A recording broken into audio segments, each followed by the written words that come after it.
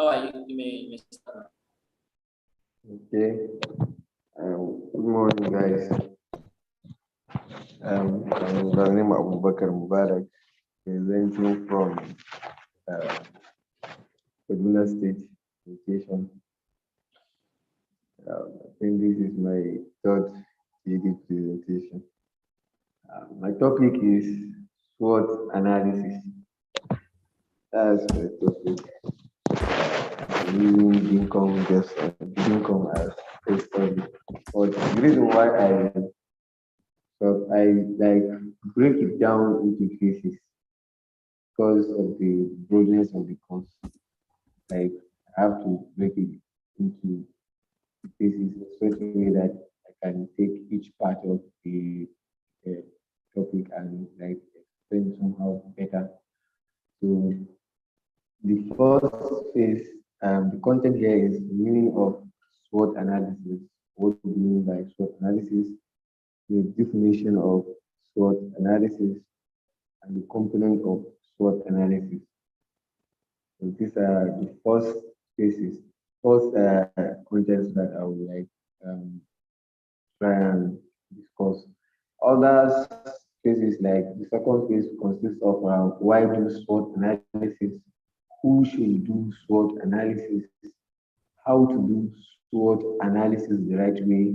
Also, the second phase, while the last phase of the topic is like the first is steps to create a SWOT analysis, how to use the SWOT analysis, then conclusion. So the contents I'm having here is meaning of SWOT analysis, definition of SWOT analysis, and component of SWOT analysis. As you can see, SWOT analysis, the S means strength, the W means weakness, the O means opportunities, while the T means threat. These are the words that are combined, that are just like summarized in terms SWOT. So we can move further. Meaning of SWOT analysis. So basically, SWOT analysis is the process that ensures that objectives of the project are clearly defined and made up. Like it involves four areas: strength, weakness, opportunities, and threats. Both internal and external components are considered when doing SWOT analysis, as they both have potential to impact the success of the project we're going to. Both the internal and external component of the SWOT analysis are very initial and very important when conducting a project or when studying a particular organization. By just hearing the word strength, you can have something will just come to your mind. Hello, can you hear me? Yeah, we can hear you. Yeah. So by the word strength, when you say you have strength over something, definitely you are referring to like something that yes, this is something that you can do, this is something you are good at doing or something like that. When we say weakness, what the word implies is the same as what it means. But when we say SWOT analysis, we still mean it's a framework. It's a framework. It's a framework that you use to identify, like to gather, to like accumulate all your strengths. Like you make it in a framework that you know that okay, these are my strengths, these are my weaknesses, these are my opportunity, and these are my threats. That's all what SWOT analysis is. SWOT analysis is all about gathering, make a framework, creating a room where you put together all your strength, weakness, opportunity, and threats. That is what we mean by SWOT analysis. That you like make gather all those informations and make the proper decision. So definition of SWOT analysis, as you can see, it says is designed to facilitate a realistic fact-based data-driven look at the strength and weakness of an organization in initiative or within its industry. By my definition, we cannot say it's an analysis that is designed to facilitate a realistic fact. Like it's just something that is designed to facilitate a realistic fact. Hope you understand what I'm saying. That now it's not something that you are just like imagining or something. So it's something that you just like make it realistic. You gather all the information you need. So that process of like gathering all this information, like using those information gathered to make decisions based on what you have seen in reality or what you have gathered based on your research or something. That is what I mean by that is the definition of SWOT analysis. And there's another definition that is a strategic planning technique that provides assessment tools identifying core strengths, weaknesses, opportunities, and threats, leads to fact-based analysis, fresh perspective, and new ideas. That is just the just a brief definition of SWOT analysis. So, component of SWOT analysis. When we say the component of SWOT analysis, there are those four things we have like mentioned earlier. The component of SWOT analysis are the opportunity, the strength, weakness, opportunity, and threat.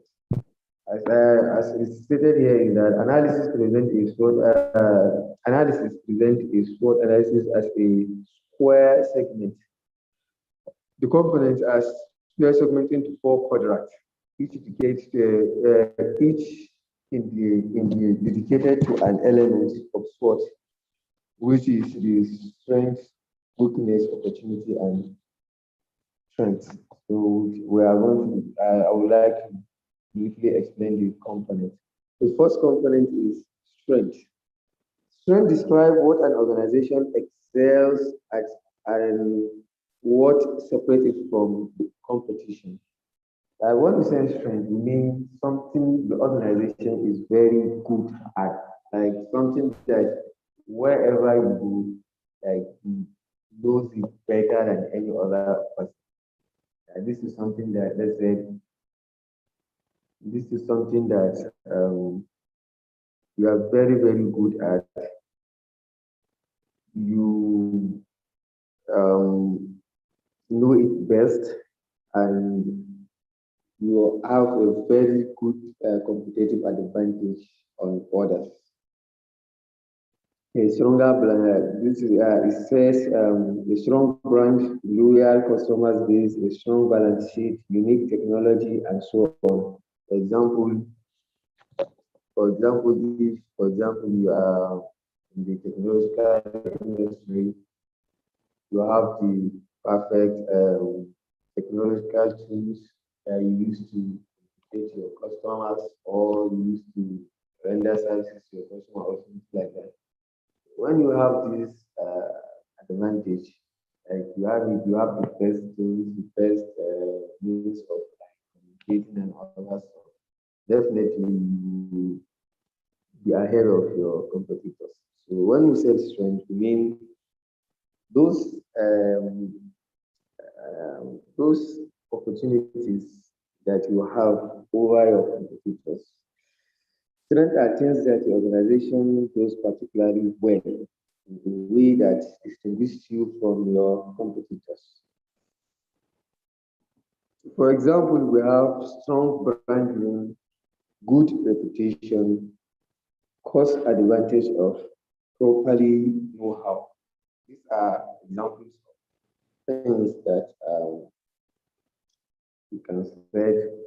These are examples of things that when you are very strong, when you have more competitive advantage in this aspect, more than your other competitors, you can say that you can put all these things as part of your strengths.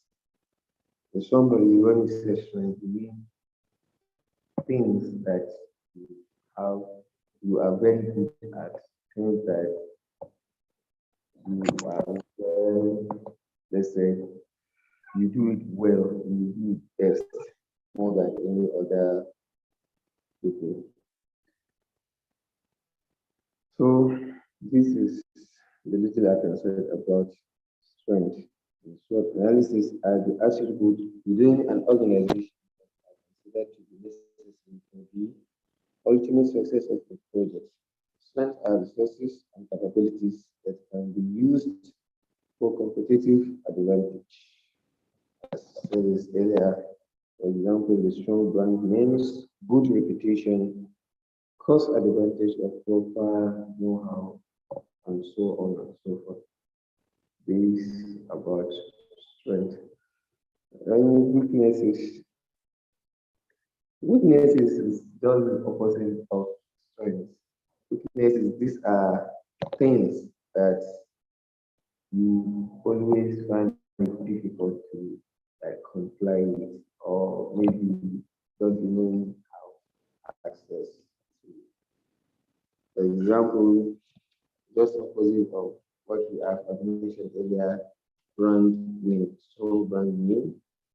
When you have a weak brand name, it's part of the weakness that you consider in your organization. Poor reputation, ineffective and high cost structure are part of what you can consider it as your weaknesses. Weakness like strengths are inherent features of the organization. So focus on your people, resources, systems, and procedures. Think about what you can improve and the sort of processes you should avoid. So weaknesses stop an organization from performing on its optimum level. There are areas where the business needs to improve to remain competitive.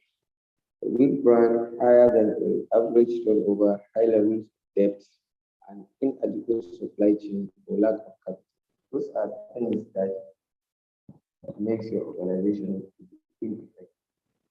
So when we said weaknesses, we mean all those components, all those things, elements that makes your organization be ineffective. For example, as we mentioned, weak brand name, poor execution, ineffective and cost structure. Those are things that makes your organization be effective. All those things, other things that you think that these are things that make your organization have problems, issues in its management and other stuff, while doing stuff are considered as weakness. Whatever that is opposite of strength, something that cause problems to the organization. The next component is opportunities. When we talk of opportunities, we mean favorable external factors that could give an organization a competitive advantage. As the name implies, when we say opportunities, just like something that gives you advantage over others. This is something that when you utilize it well, it will result to us good return. Opportunities are classified as personal factor elements that might be helpful in achieving the goals set for the project. For example, arrival of new technology. When there is arrival of new technology, and use that as opportunity, more especially if that technology is aligned with your activities, what you are doing in that organization. Unfaithful customers needs, taking business process trainings and other things. All these things are opportunities that you can consider as opportunities. Opportunities are openings or chances for something positive to happen, like opening to like positive things that might likely happen. Consider them as opportunities. They usually arise from situations outside the organization that require an eye to what might happen in the future. They might arise as development in the market you serve. Someone is saying you cannot hear me. Please, can you hear me? Yes, it's better now, but can't hear you properly. Yeah, sorry. Yeah, I can So, hear you. so opportunities, these are things that just come from outside the organization, which like don't to be favorable. For example, as I mentioned, the of new technology. When there is improvement in technology or there is a lot of new technology, you can use that as a opportunity. So, like taking business courses, trainings, and other things. All these things are things that maybe when you utilize them well, as you got it, you grab it, make use of it, can result in a very good threats. Threats refers to factors that have the potential harm an organization. These are things that if you're taken to result to a lot of damage in an organization. For example, trend changes, new government regulations, new substitute products, stuff like that. So these are threats, are just things that are just like harmful, dangerous to the effectiveness of organization. So these are some of the components. So threats are just, let's say, example, let's say in Kaduna now, most organizations are having issues with our new governor regulations that is posing. A lot of people are complaining, high tax, this and that. So these are things that affect organizations' effectiveness. So threats are just things that can cause damage to organization effectiveness and or activities or project as a whole. So I think I have only 20 minutes and this is 18 minutes. So any question?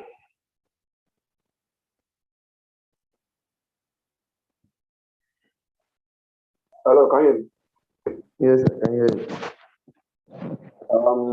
sorry, please, can you go back on that, on the part of the weakness? I could not hear you well when you were talking about the Weakness. I said weakness are those factors like what stop you from like performing to your optimum level. These are weaknesses. All those things that can affect your activities to the extent that you not reach to your optimal level. So, for example, as I mentioned, is like weak brand name, poor reputation, stuff like that. So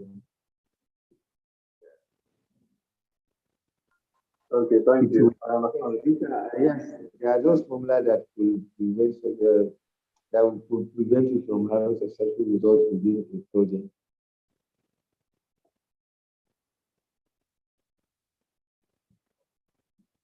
Any question? Does anybody else?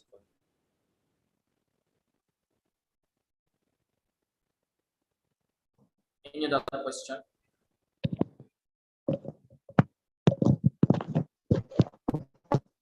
Any other question, please? All right. Okay, please start. Oh, I said no question. Okay, no problem. Comfort, are you there? Quick one, please. Comfort. Good morning. Okay. I guess you started. But there's something wrong with your presentation. Okay.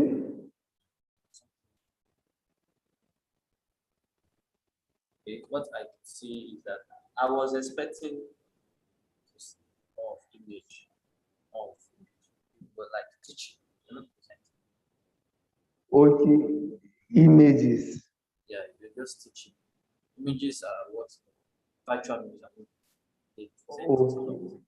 You Okay. learn to use more of. When I was You learn to use more of pictures to okay, describe things. okay, okay, thank you. So that's Because the reason why I did not put a lot of images was when I was like interacting with news, I try to dodge some images, but I don't know. It keeps on showing me all these images of the friend. They're just as the one you saw earlier. So you're those far are the from your mic. most of the pictures. Yeah. You're far from your mic. Okay. Thank you for the correction. I will try and think. All right. Okay. Thank you very Leonard, much. you can come up now.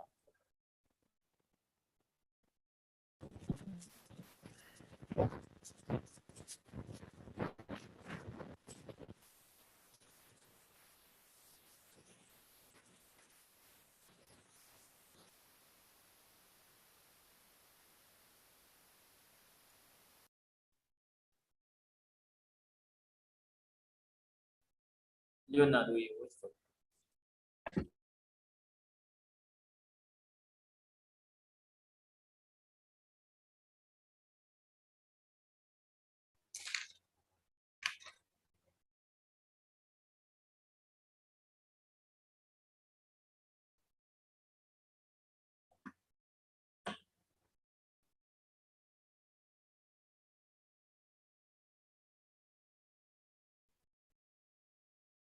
Nice one.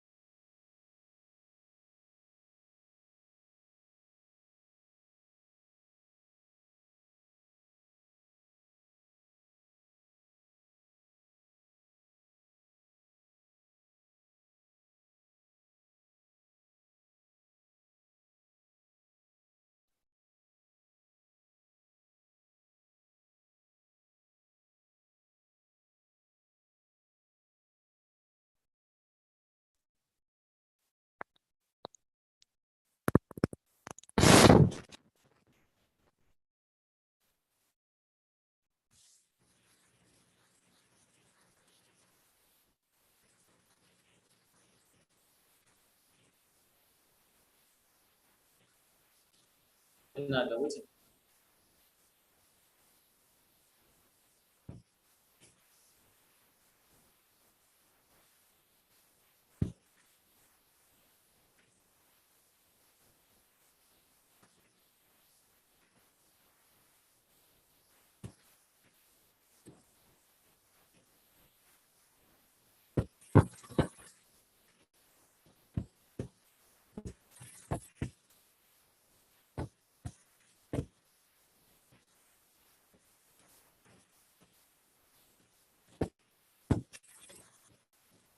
Leonard, you say something. You're saying You something. can, I can't hear you. and can you see my screen? That's what I'm saying. Yes, yes, we can see your screen. Ah, okay. So,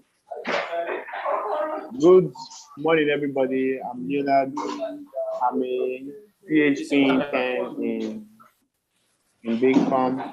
Oh, yes. Leonard, please turn your camera. Yes, I've switched to my phone. So, my topic for today is writing clean code. You know, many of us here are developers, and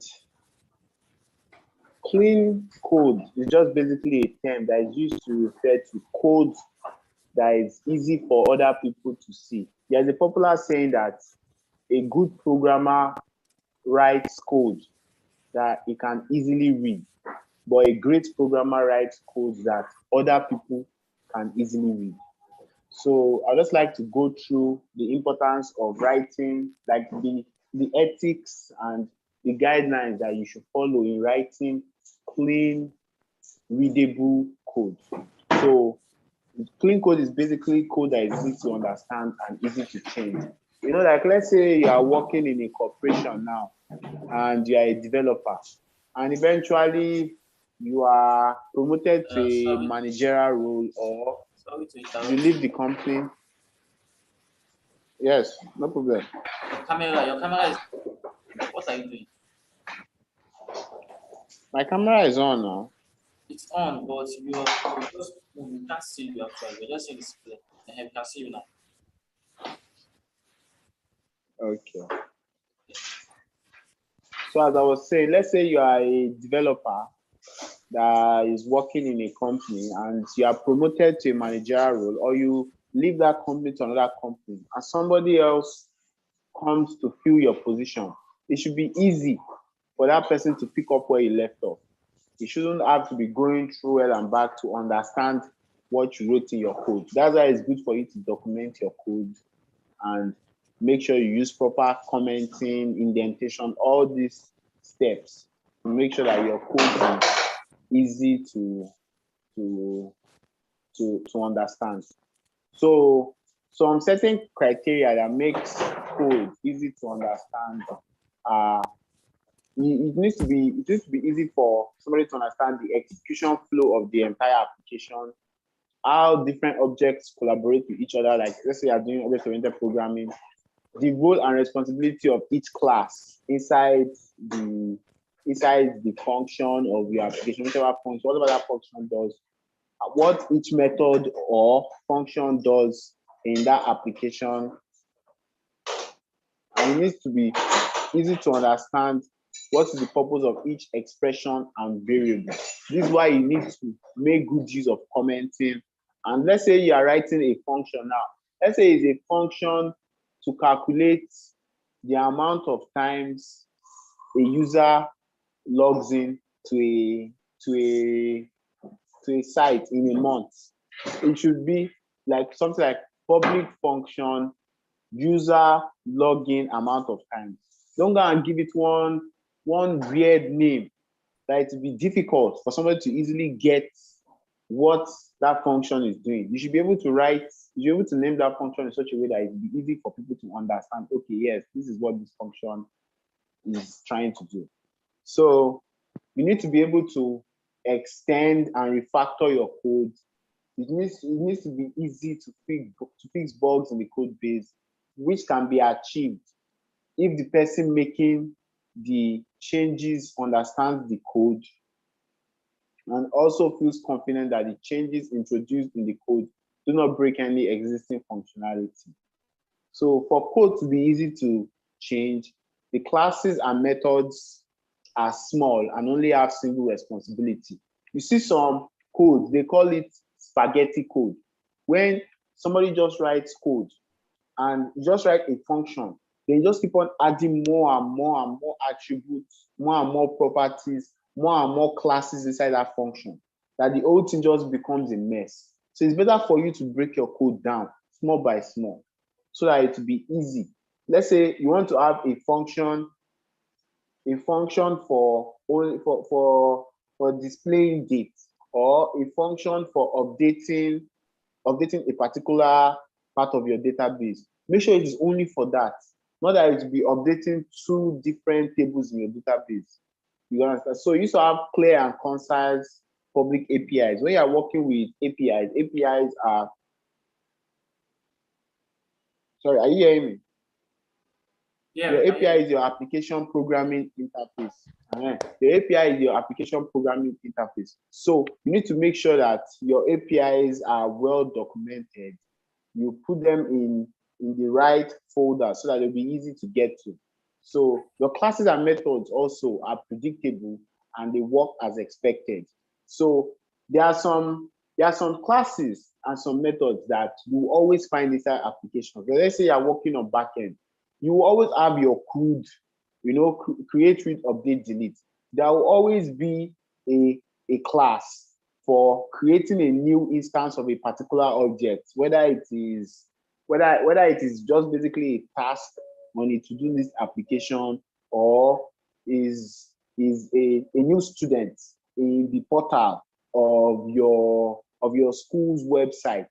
So you should have all those stats. Make sure they are very predictable, whereby anybody cannot speak up like, okay, this is to delete a student, this is to update the level of the student, whether the student has moved to 100 to 200 level or 300 level. So also your code should be easily testable, and it should have unit tests. There are different types of tests: unit tests, integration tests. Unit tests are the basic tests. Just to like from the word unit test, they test each unit of the application. Just to understand that each particular part, like you are asserting equals, make sure asserting if this is equal to this, asserting if this is true for different kinds of variables, whether you are working with booleans or you're working with integers. That's just the basic. So you need to make sure that your code is easy to test, and you need to make sure that these tests are easy to understand and they are easy to change. So clean code, who cares about clean code? One of the biggest issues within software development industry is that not many of the right people actually care about clean code. Maybe a certain percentage of developers care about clean code, but they don't mostly work on the same teams. So those that care about clean code, they're all likely engaged in uphill struggles with the powers that be. Those are like their bosses. So the truth is, clean code takes time, effort, attention, and care. And all these values are not really in the business sector, because when you're working in the business sector, there's a lot of pressure on you to deliver your product, deliver the code as quick as possible, which can force a lot of developers to be doing rush, which will eventually backfire on them when they are coming back to work on that code again, maybe to fix bugs or fix issues.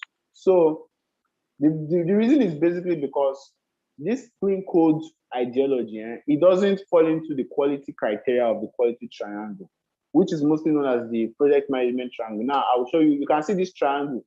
This triangle is the project management triangle. Time, cost, and scope, with quality in the middle. These three things, they serve as kind of like constraints on each other. For you to have one, you need to sacrifice another one or another two. For you to minimize the cost of building an application, you need to sacrifice the time and the scope of that application. For you to maximize the time, of building your application, or let me say even minimize the time, the cost of building the application will be affected, and also the scope of the application. So in every of these three instances, the quality of your application is either going to be affected. You reduce the cost, the quality will go down because you're not spending enough money on your code. You reduce the scope, the quality will also go down. So if you also reduce the time, you're not spending enough time, so the quality of your application will also go down. So to deliver applications and your code to meet the right objectives, you must ensure that you take more time and ensure that the quality of the code is basically up to the par. The primary reason is that code is mostly the least visible aspect of software development. When we are using applications like the application we are using now, Zoom, we can't see the code that was used to build that application. But we can really appreciate when that application is working every time, whether the internet is very low or the internet is very good. The application can easily adapt to those situations. That is the result of clean coding, of elegant coding, that the software developers that build the application, they took their time to make sure that application is really up to par. So some basic characteristics of writing clean code is your code should be elegant, as I've said. It should be focused. It should be well taken care of. Run all your tests, no duplication, minimize the number of entities. So now I want to just basically use some basic examples to show how to make sure your code is clean. Use meaningful names, like what I've said before. The name of a variable, a function, or a class should answer all the big questions. When you give a name to a variable, function, update student name, that function, every single code inside that function should have to do with updating a student's name. You shouldn't be trying to update a teacher's name inside a function that is called update student's name. So your class names, method names, everything, they should be all well, they should be all well named. Your functions, they should be small. Don't go and overload your functions. I've already discussed that. Your function should not have more than 3 arguments. This is another issue. Some people will try to overload their function arguments as if they are creating documentation for a framework. That's not a good thing. You should try to limit the amount of arguments in your function, and also limit the amount of actions, the amount of, how would I put it, the amount of things that your function will be doing to try to maximize the efficiency of that function.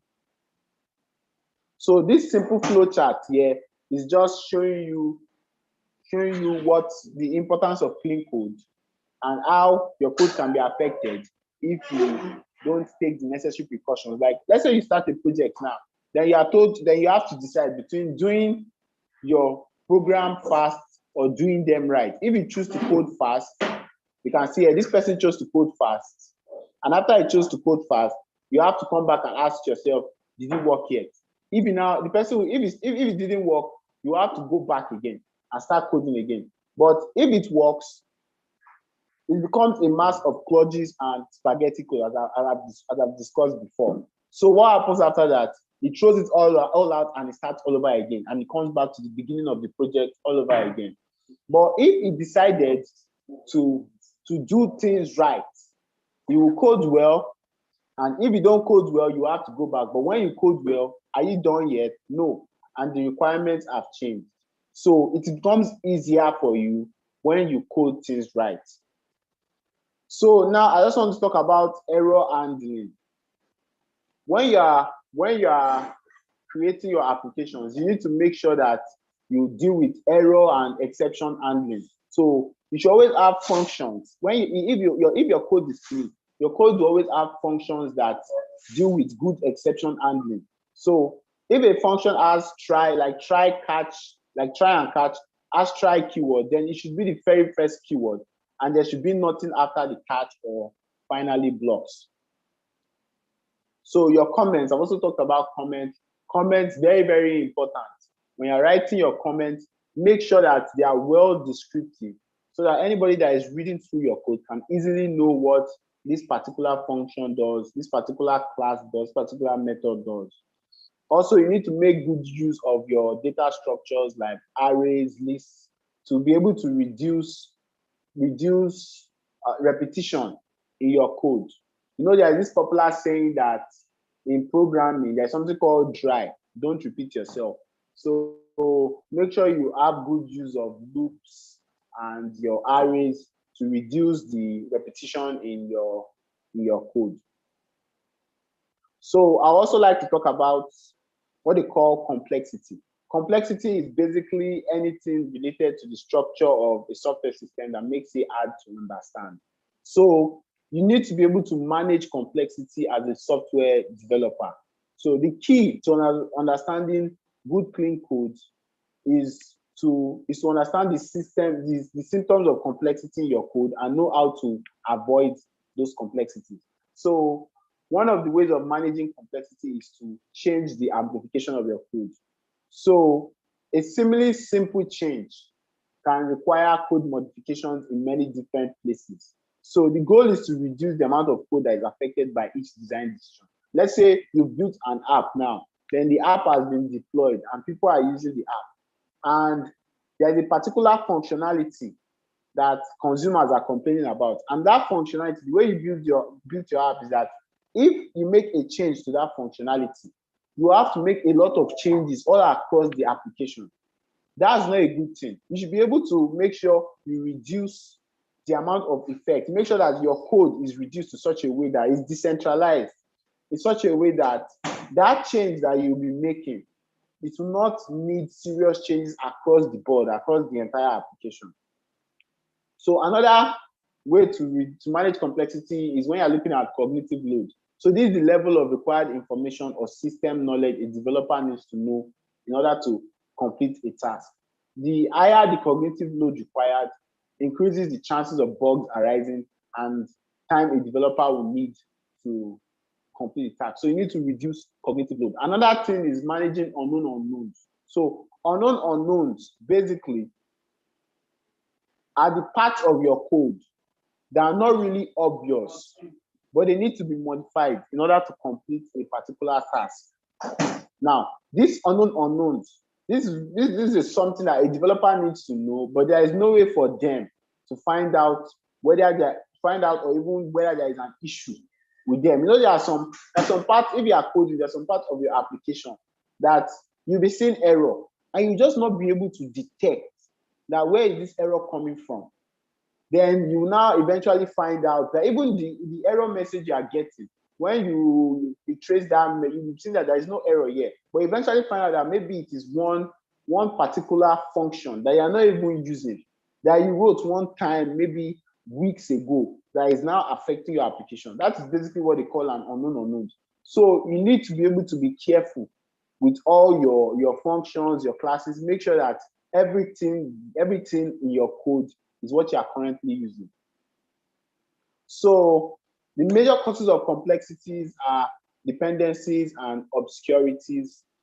Dependencies, I'm sure you've downloaded a dependency before. Let's say you're working with React, or let's say you're working with Laravel and PHP now. Dependencies like Livewire, or you're working with Node.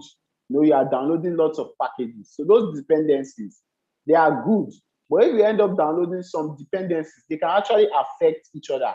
Like a particular package that you are using in a particular server.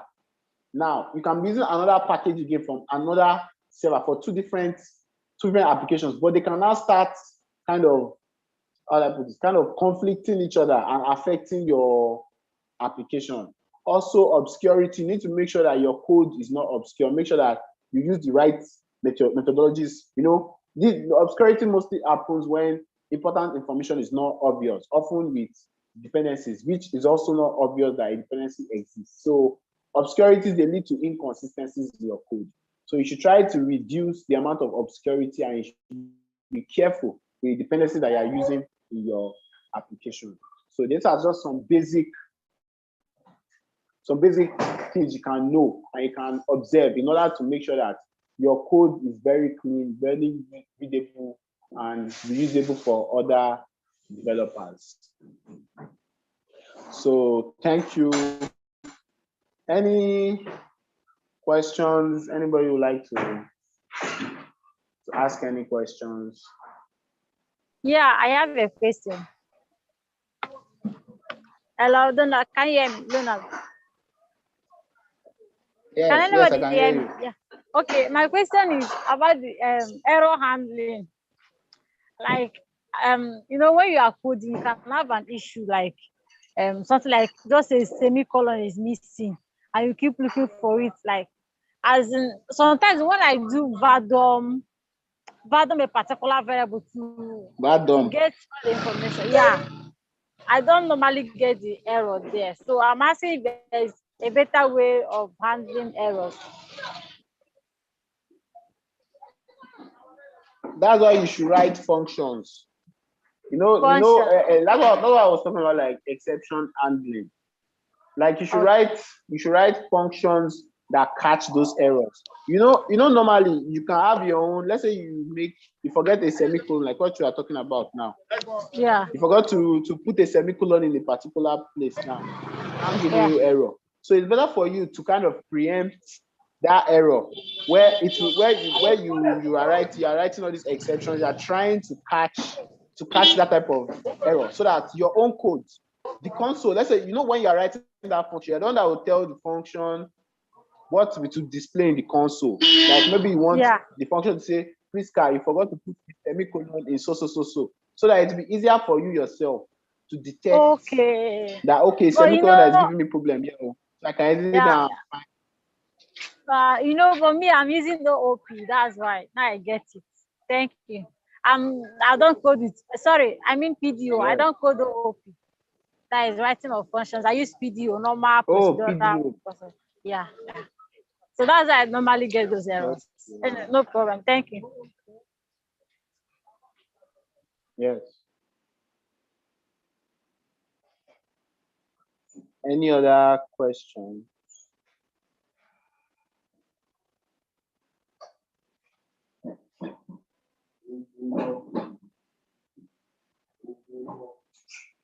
Seems nobody is asking any questions. So thank you guys.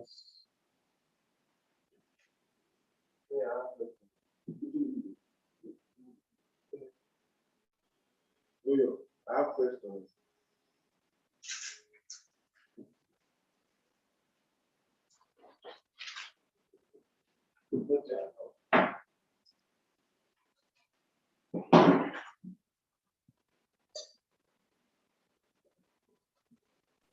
Sorry, Leonard, are you done? Yes, I'm done. All right, cool. Okay, everyone, it's time for technical stand-ups. Thank you for attending this morning session. Okay, Hello, have a good day. hello, sorry. Hello, everyone. Alright. Good morning.